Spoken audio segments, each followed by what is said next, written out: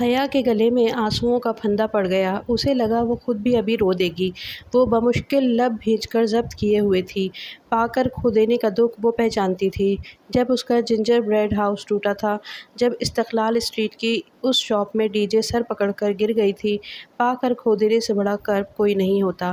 اس شام دونوں بمشکل بہارے کو سنبھالتیں گھر واپس لائی تھیں اور اب لانگ روم میں بڑے صوفے پر بیٹھی تھیں، یوں کہ بہارے درمیان میں تھی اور اسے حیا نے اپنے ساتھ لگایا ہوا تھا۔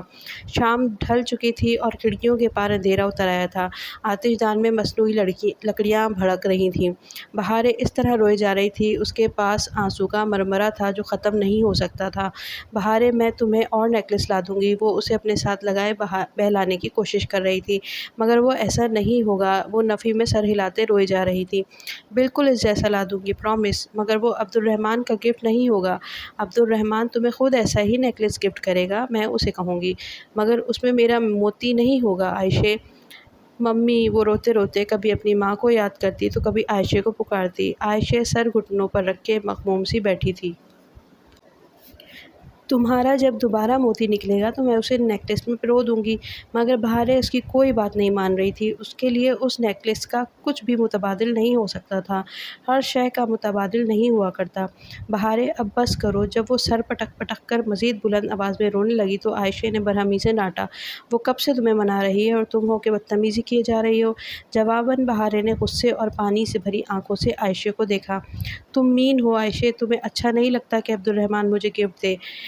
ہاں، عائشہ ہکا بکا رہ گئی۔ میں ایسی ہوں؟ تمہیں پتہ ہے تم کیا کہہ رہی ہو؟ ہاں، تم مین ہو۔ وہ آگے بڑھ کر اپنی چھوٹی چھوٹی مٹھیوں سے عائشہ کے گھٹنے پر مارنے لگی۔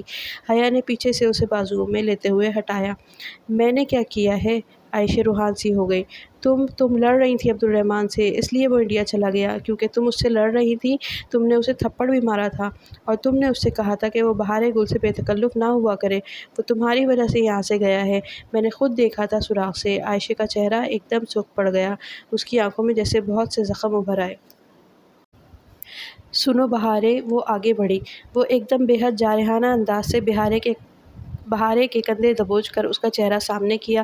عبد الرحمن ہمارا نہیں ہے اور وہ جلد یا بدیر ہمیں چھوڑ کر چلا جائے گا۔ تم گندی ہو، تم جھوٹ بولتی ہو۔ نہیں، میں جھوٹ نہیں بولتی، اب میری بات غور سے سنو۔ اس نے غصے سے بہارے کو جھٹکا دیا۔ عبد الرحمن مر گیا ہمارے لیے۔ ایک جھٹکے سے اس نے بہارے کے کندھے چھوڑے اور تیزی سے سیڑھیاں پھلانگتی اوپر چلی گئی۔ بہارے کے آنسو ایک دم سے رک گئے، وہ بالکل ساکت و جامد ہو چکی تھی، لب آپس میں پیوست کیے وہ گویا سانس روکے بیٹھی تھی۔ بہارے، اس نے تعصب سے اسے پکارا۔ وہ ایک دم اٹھی اور بھاگتی ہوئی کمرے میں چلی گئی۔ حیا نے گردن موڑ کر دیکھا، ان کے مشترکہ بیڈ روم کا دروازہ کھلا تھا اور بہارے بیڈ پر چت لیٹی نظر آ رہی تھی۔ اس وقت اسے چھیڑنا مناسب نہیں تھا، سو وہ عائشہ کی تلاش میں سیڑھیاں چڑھنے لگی۔ عائشہ چھت پر تھی، وہ ٹیرس کی ریلنگ سے ٹیک لگائے بیٹھی تھی۔ اس کے پیچھے کھلا سیاہ آسمان تھا اور نیچے جردیسی کے اونچے پولز کی مدھم بتیاں۔ اندھیرے میں بھی وہ اس کے سیاہ اسکارف میں دمکتے چہرے پر لڑھکتے آنسو دیکھ سکتی تھی۔ اسے بے اختیار ڈی جے یاد آ گئی جب وہ ناراض ہو کر اسٹڈی میں چلی گئی تھی۔ عائشہ، وہ دکھی دل سے کہتی اس کے ساتھ آ بیٹھی اور ہولے سے اس کا ہاتھ تھاما۔ عائشہ نے ہاتھ نہیں چھڑایا، وہ بس اپنے گھٹنوں کو دیکھتی بے آواز روئے گئی۔ عائشہ، یوں مت رو، وہ بچی ہے، اس نے یوں ہی کہہ دی وہ بات۔ مجھے پتہ ہے تم کسی سے نہیں لڑ سکتی۔ بہارے ٹھیک کہہ رہی تھی، میں واقعی عبد الرحمن سے لڑی تھی، مگر صرف اس وقت جب میں بہت پریشان تھی، لیکن وہ میری وجہ سے واپس نہیں گیا، وہ ہماری وجہ سے کچھ نہیں کرتا، وہ سب کچھ اپنی مرضی سے کرتا ہے، لیکن میں کیا کرتی، مجھ سے آنے کی تکلیف نہیں دیکھی جاتی۔ کیا ہوا آنے کو؟ عائشہ نے بھیگی نگاہیں اٹھا کر اسے دیکھا۔ کیا تمہیں عبد الرحمن نے نہیں بتایا کہ اس کا ایک بھائی بھی ہے؟ نہیں، وہ بری طرح چونکی۔ میں اور بہارے اپنے والدین کے ساتھ اناتولیہ کے ایک گاؤں میں رہتے تھے۔ 1 سال پہلے ہمارے والدین کا ایک ایکسیڈنٹ میں انتقال ہو گیا تو ہماری سب سے قریبی عزیزہ یعنی ہماری دادی آنے ہمیں ادھر لے آئیں۔ یہ گھر آنے کا اپنا نہیں تھا، یہ گھر آنے کی والد کی ملکیت تھا۔ بعد میں نسل در نسل چلتا میرے باپ اور پھر مجھ تک آیا۔ آنے کے دونوں بیٹوں نے اس سے اپنا حصہ نہیں لیا۔ آنے نے قانونی کارروائی کے بعد اسے میرے نام کر دیا۔ جب ہم یہاں آئے تھے تب یہاں صرف آنے اور عبد الرحمن رہتے تھے، مگر مجھے یاد تھا کہ آنے کا ایک اور بیٹا بھی تھا۔ تب آنے نے بہت دکھ سے بتایا کہ ان کا دوسرا بیٹا ہمارے آنے سے چند ماہ قبل گھر چھوڑ کر چلا گیا تھا۔ کیوں کیسے عبد الرحمن لا علم تھا، مگر آج سے 3 ماہ قبل مجھے کسی نے بتایا کہ وہ عبد الرحمن کے آفس میں جاتے دیکھا گیا تھا، اور یہ کہ وہاں سے کسی جھگڑے کی آواز آ رہی تھی۔ تب میں عبد الرحمن سے بہت لڑی تھی۔ وہ جانتا تھا کہ اس کا بھائی کدھر ہے، مگر اس نے ہم سب سے جھوٹ بولا۔ آنے کو تو ابھی تک نہیں معلوم کہ عبد الرحمن اس کے بارے میں جانتا ہے، مگر اس کا بھائی کہاں گیا؟ یہی تو میں نے عبد الرحمن سے پوچھا تھا، مگر وہ کسی بات کا ٹھیک جواب دے تب نا۔ وہ کہتا ہے اس نے اپنے بھائی کو نہیں نکالا اور وہ خود سب کچھ چھوڑ کر چلا گیا ہے۔ پہلے تو ان دونوں کی بہت دوستی تھی، عبد الرحمن پانی کی طرح اس پہ پیسہ بہایا کرتا تھا، پھر ایک دم سے وہ کیوں سب کچھ چھوڑ کر چلا گیا، یہ میری سمجھ سے باہر ہے۔ آنے اس کو بہت زیادہ یاد کرتی ہے، میری سمجھ میں نہیں آتا کہ میں کیسے ان کے لیے کچھ کروں۔ تم نے دیکھا ہے ان کے دوسرے بیٹے کو؟ جب میں 11 سال کی تھی تب آخری بار اسے اپنے سامنے دیکھا تھا، پتہ نہیں وہ اب کہاں ہوگا۔ بعض لوگ کہتے ہیں کہ وہ استنبول میں ہی ہے، مگر ہوٹل گرینڈ میں عمومی تاثر یہی ہے کہ وہ یونان چلا گیا ہے اور وہاں پہ ہوٹل گرینڈ کی چین میں کام کر رہا ہے، مگر یقین مانو یونان میں ہمارے ہوٹل کی کوئی شاخ نہیں ہے۔ وہ اب رو نہیں رہی تھی، مگر اس کی آواز آنسوؤں سے بوجھل تھی۔ عائشہ، تم اور بہارے عبد الرحمن کی اتنی تعریفیں کرتے ہو، میں نے تو تم سے یہ کبھی نہیں کہا، مگر آج مجھے یہ کہنے دو کہ وہ استنبول میں خاصا بدنام ہے، لوگ اسے اچھا آدمی نہیں سمجھتے۔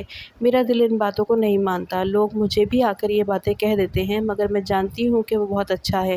میں سچ کہہ رہی ہوں، وہ واقعی بہت اچھا ہے، بس اس نے ہمارے ساتھ اچھا نہیں کیا، اس نے ہمارے ساتھ بہت غلط کیا ہے۔ وہ عائشہ کی باتیں نہیں سن رہی تھی، اس کا دماغ اسی ایک نقطے پر مرکوز ہو گیا تھا۔